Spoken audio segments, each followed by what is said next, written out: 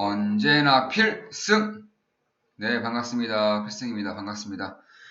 자, 이번에 분석해드릴 기업은 조금은 좀 독특해요. 사실 대부분의 제 구독자분들은 잘 모르실 거라고 생각하고 있습니다.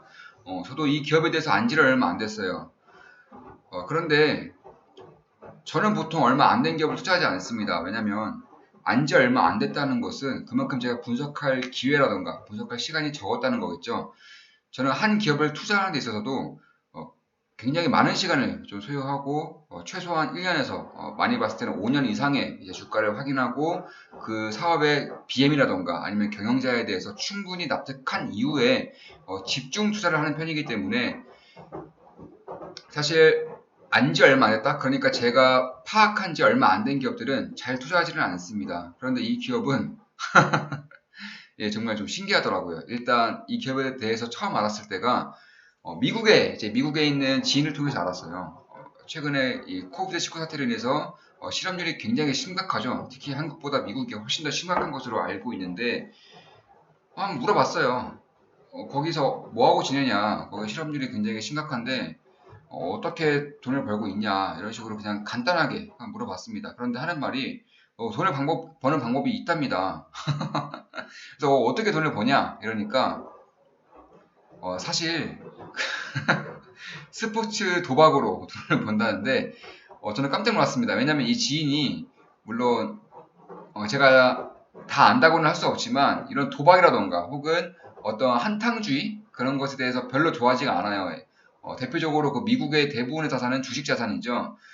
미국은 주식이 폭락하면 미국의 패권도 끝난다라는 그런 격언이 있을 정도로 굉장히 미국은 주식시장에 많은 자산이 이제 매몰되어 있습니다. 우리나라의 부동산과 같은 거죠. 그런데 그럼에도 불구하고 이 친구는 주식을 안 해요. 예, 채권밖에 안 합니다.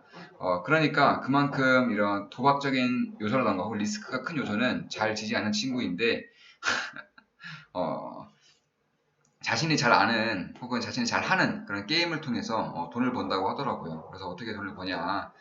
그러니까 그 풋볼 게임을 이제 팀을 꾸리면서 실질적으로 돈을 번다고 하더라고요. 그리고 추가로 제가 좀 알아봤어요. 그래서 그런 얘기를 들으면서 아 이게 실업자가 증가한다고 해서 굳이 이런 스포츠 관련된 기업들의 악재라고 볼 수 있을까 이런 생각이 문득 들더라고요. 제가 지금은 물론 매도했지만 델타 항공에 대해서도 많이 말씀드렸었죠. 뭐 워렌 버핏이라던가 이런 세계적인 투자자들의 경험을 혹은 투자자들의 의견을 좀 종합해서 말씀드리기도 했고 저 역시나 분석을 좀 해드렸는데 그 당시 한 40% 이상의 수익을 보고 나온 것 같아요. 그만큼 코비드19라는 사태가 물론 재앙적인 일은 맞지만 결국 이것은 언젠가는 끝난다는 가정하에 투자를 하는 것이 지금의 투자자이고 그렇기 때문에 지금의 시장이 이렇게 오르는 것이죠. 그런데 만약에 코비드19가 진짜로 끝났을 때 가장 수혜를 보는 기업 혹은 코비드19로 인해서 오히려 코비드19 사태가 끝났을 때 가장 수혜를 보면서도 오히려 가장 큰 메리트를 점차 쌓아갈 수 있는 기업을 보니까 이 드래프트 킹즈 이 기업밖에 생각이 나질 않더라고요. 그만큼 회사가 좀 큰 것 같아요. 일단 지금부터 말씀을 드리겠습니다. 물론 제 모든 영상은 매도 추천은 아니겠죠. 일단 스포츠 베팅이라고 하죠. 그러니까 우리가 흔히 말해서 이 두 가지 사업이 있습니다. 일단 하나하나씩 말씀을 드리자면 첫 번째는 판타지 스포츠라고 해서 이 이용자가 그러니까 게임을 플레이하는 사람이 감독이 되는 겁니다. 감독. 뭐 대한민국에서 유명한 게임으로는 풋볼 매니저가 있죠. 가상의 팀을 꾸려서 하는 것이 바로 판타지 게임. 이게 신기한 게 뭐냐면 돈을 건거하는 거예요. 돈을. 그러니까 다른 사람의 팀과 겨룰 때 돈을 걸고 하는 겁니다. 돈을 걸고. 뭐 도박이죠. 그런데 자신의 팀에 대한 애정과 자신 팀에 대한 자신이 있으면 충분히 돈을 걸만 하죠. 미국이니까 가는 것 같습니다. 뭐 미국, 중국 같이 규제를 굉장히 좀 억제시한다거나 혹은 혁신에 대해서 아낌없이 투자하는 국가들 같은 경우에만 가능한 것 같아요. 한국에서는 아직 멀었다고 보고 있습니다. 이러한 이제 사업이 하나 있고 그 두 번째 사업으로 이제 스포츠 베팅입니다. 스포츠 베팅. 그러니까 예를 들어서 NBA라던가 아니면 뭐 미식축구라던가 MLB 이런 스포츠가 열릴 때마다 배팅을 하는 거예요. 이 팀이 이길 것이다라고 배팅을 하는데 중요한 것은 지금 우리나라에도 이런 건 있죠. 있는데 다 불법입니다. 불법. 그런데 미국에서는 이 드래프트 킹즈가 하는 사업이 합법이라는 거죠. 물론 주마다 다릅니다. 아직은 21개 주밖에 합법화되진 않았지만 제가 지금까지 봐왔던 미국과 그리고 이런 미국인들의 성향이라던가 혹은 앞으로 이루어질 수 있는 그런 엔터적인 측면에 대한 고려를 좀 해본다면 충분히 합법에 대한 가능성이 저는 충분히 높다고 생각하고 있어요. 그렇기 때문에 이 기업에 대해서 분석을 해드리는 것이고 저 역시는 안지 얼마 안 됐어요. 이 기업에 대해서 안지가 별로 안 됐습니다. 몇 개월 안 됐어요. 그런데 많이 분석을 좀 하고 파악을 하면 할수록 좀 매력적이다라는 기분이 들긴 들었습니다. 그래서 이렇게 구독자분들에게 분석을 해드리는 거겠죠. 그래서 이 MLB, NBA에 대한 스포츠 베팅이라던가 더 나아가서 뭐 아직은 많이 활성화되지는 않았지만 e스포츠에 대한 베팅 사업도 진행할 것이라고 이제 공식적으로 밝히고 있습니다. 그만큼 이런 스포츠 게임에 대한 그런 베팅이라던가 혹은 자신이 직접 키운 온라인 스포츠 게임에 대한 그런 베팅이 점차 현실화되고 있다는 거예요. 그만큼 어떻게 보면은 좀 혁신적이죠.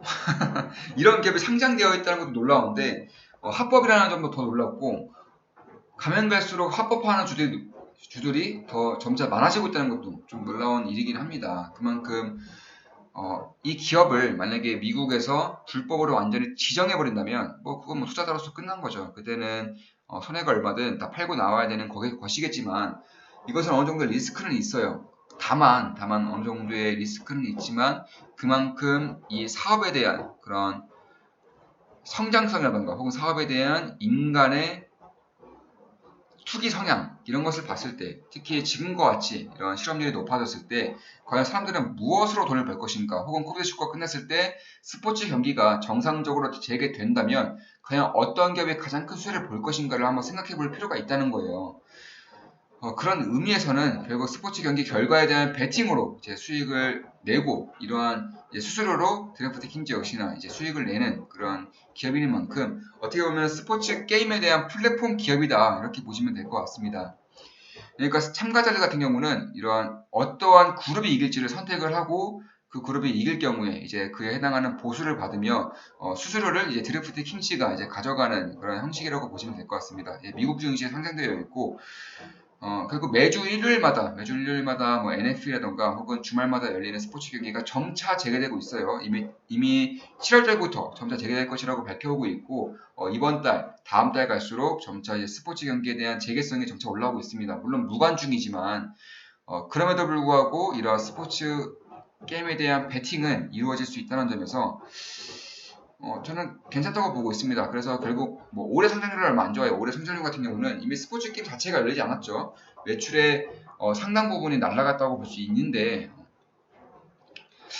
보통 이제 분석 자료를 봤을 때에는 25% 정도는 마이너스 성장을 할 것이라고 보고 있습니다. 그런데 일단 작년 2019년까지만 해도 40% 정도의 성장률이 이루고 있었고 또 내년으로 갈수록 30% 이상을 성장할 것이라는 그런 분석 자료가 좀 있어요. 물론 저 역시나 동의할 수밖에 없어요. 30%에 대한 성장률도 보수적으로 잡은 거라고 저는 생각합니다. 그만큼 이 코비드19 사태가 언제 끝날지를 모르기 때문에 그러한 성장률을 잡았다라고 보고 있지만 결국 이 사태는 저는 언젠가는 끝날 거라고 보고 있습니다. 인간이 뛰어넘지 못한 실현은 없죠. 뭐 전쟁도 뛰어넘었고요.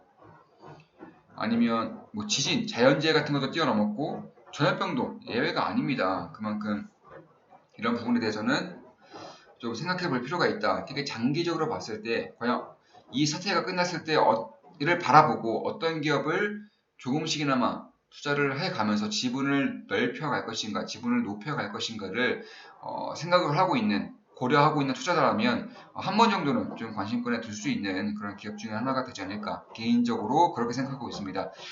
그러니까 복권을 전혀 사지 않다고 하더라도 이런 스포츠 팬들이라면 자신이 좋아하는 팀, 자신이 응원하는 팀에 소액이라도 좀 배팅을 하고 있는 거죠. 뭐 10,000원 이하의 배팅도 가능하다고 하니까 이런 부분에 대해서는 좋은 것 같아요. 특히 미국에 사는 한국인들도 예, 여기 한 번 빠지면 헤어나오지를 못한다고 합니다. 뭐 가까이 뭐 가족들끼리 혹은 친구들 간에 이런 배팅을 하는 그런 플랫폼으로도 형성이 되어 있고 아니면 직장인들 간에도 배팅을 해서 수익을 주고받을 수 있는 그런 플랫폼으로 형성이 되어 있다고 해요. 그만큼 풋볼 시즌에, 예를 들어 풋볼 시즌에 내일을 좀 한다거나 이렇게 생각하시면 될 것 같아요. 우리나라가 만약에 월드컵을 한다면 우리나라에 대한, 그러니까 우리나라가 붙는 그 상대팀과에 대한 배팅을 하는 것입니다. 뭐 우리나라가 예를 들어서 일본과 붙는다던가 혹은 중국과 붙을 때 혹은 북한과 붙을 때 어느 팀이 이기겠느냐 이런 배팅을 하는 것인데, 이러면 응원하는 맛이 훨씬 더 재미있겠죠.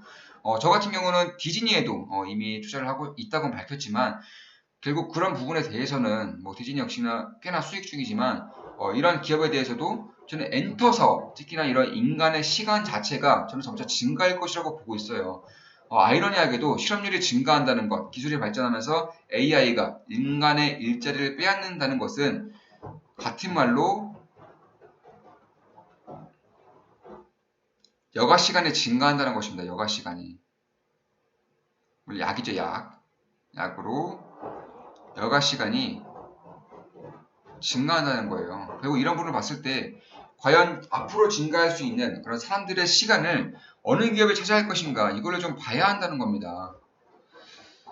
그리고 스포츠 경기가 만약에 재개가 됐을 때 과연 어느 기업이 될 것인가, 이런 것을 좀 볼 필요가 있다는 거죠. 참고로 스포츠 같은 경우는 디즈니 역시나 좀 어느 정도의 연관성이 좀 있는 것은 맞습니다. 이것은 추후에 만약에 제가 디즈니에 대해서 한 번 더 분석해 드릴 기회가 있다면 조금 더 자세하게 좀 말씀을 드리도록 하겠습니다. 그래서 이것은 스펙을 통해서 이제 스펙 상장을 한 것이고, 지금 보시면 지금 가격대에도 뭐 충분히 뭐 괜찮다라고 보고 있습니다. 특히 장기적으로 봤을 때 괜찮은 것 같다. 특히 이쪽 시장에 대한 압도적인 1위를 차지하고 있는 기업이기 때문에 괜찮죠. 아무래도 규제가 따라올 수밖에 없는 산업인 만큼 합법성을 가지고 있는 기업이 사실상 별로 없어요. 거의 독점적인 1등입니다. 그래서 이 산업에 대한 구조적인 성장을 좀 보고 있다면 뭐 괜찮다라고도 보고 있고, 결국 매수 라인을 좀 살펴본다면 결국 이 라인 때 대략 한 20달러 때까지는 분할 매수할 수 있는 그런 충분한 기회가 오는 것이고, 만약에 절호의 기회가 온다, 그러니까 만약에 정말로 어떠한 위협적인 사건이 온다라고 한다면 그때는 15달러 때까지, 15달러 때까지는 충분히 좀 관심권에 둘 수 있는 그런 가격대가 아닌가, 저는 개인적으로 그렇게 보고 있습니다. 물론 제 모든 영상은 매도 추천 아닌 거 다들 알고 계시죠? 예, 참고만 하시면 될 것 같습니다. 자, 지금까지 필싱이었습니다. 앞으로도 좋은 분석, 좋은 기업 분석으로 찾아뵙겠습니다. 시대의 흐름을 읽는 투자를 할 수 있도록 제가 옆에서 함께 뛰어가겠습니다. 필싱이었습니다. 필승!